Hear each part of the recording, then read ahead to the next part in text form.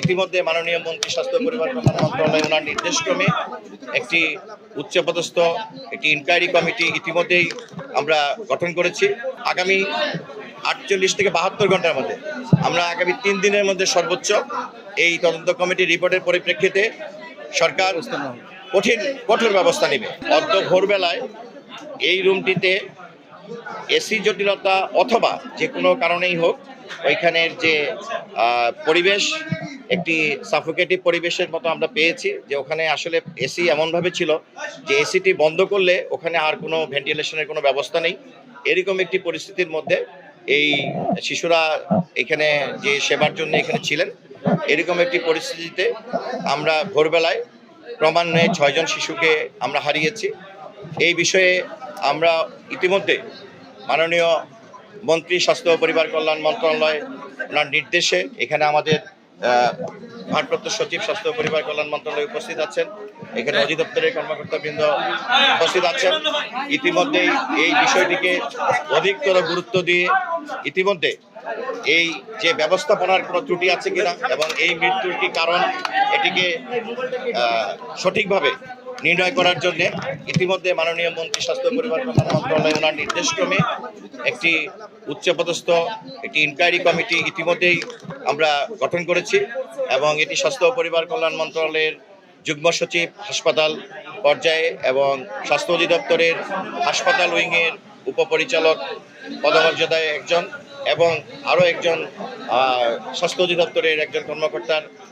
সমন্বয়ে 3 সদস্য বিশিষ্ট এই উচ্চ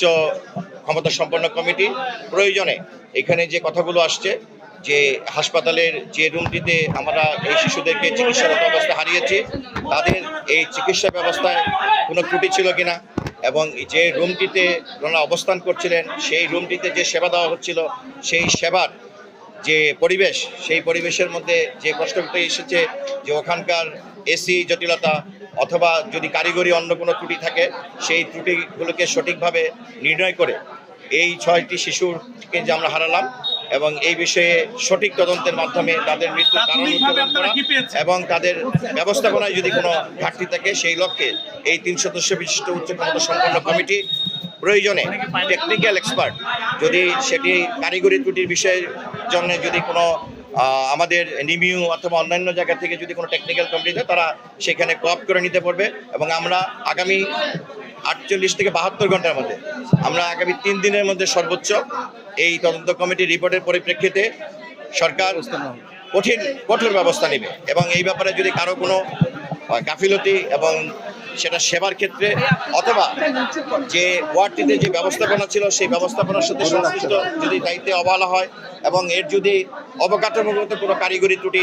ধরা পড়ে সেটির জন্য স্তরভেদে যথাযথ কঠোর ব্যবস্থা নেওয়া হবে। আমরা এই ব্যাপারে আগামী 3 দিনের মধ্যে রিপোর্টের পরিপ্রেক্ষিতে যথাযথ ব্যবস্থা নিব এবং এই ব্যাপারে আইনশৃঙ্খলা রক্ষাকারী বাহিনী সহ সংশ্লিষ্ট সকলের